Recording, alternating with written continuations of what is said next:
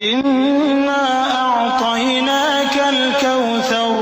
نبی صلی اللہ علیہ وآلہ وسلم، ہم نے تم کو کوثر یعنی بہت زیادہ بھلائی عطا فرمائی ہے، تو اپنے پروردگار کے لیے نماز پڑھا کرو اور قربانی کیا کرو۔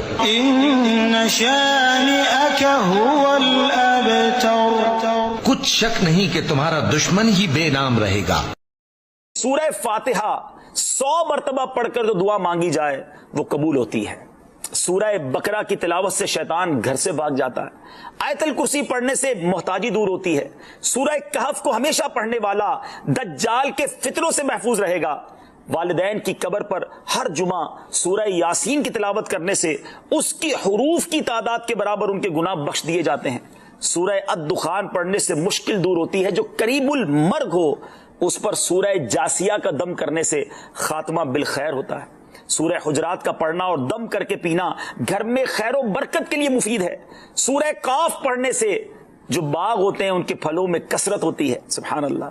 سورہ رحمان 11 بار پڑھنے سے تمام مقاصد پورے ہوتے ہیں۔ سورہ واقعہ جو شخص روزانہ پڑھے گا اسے کبھی فاقہ نہ ہوگا۔ سورہ ملک کو ہر رات پڑھنے والا عذاب قبر سے محفوظ رہے گا۔ سورہ مزمل کو 11 بار پڑھنے سے ہر مشکل آسان ہو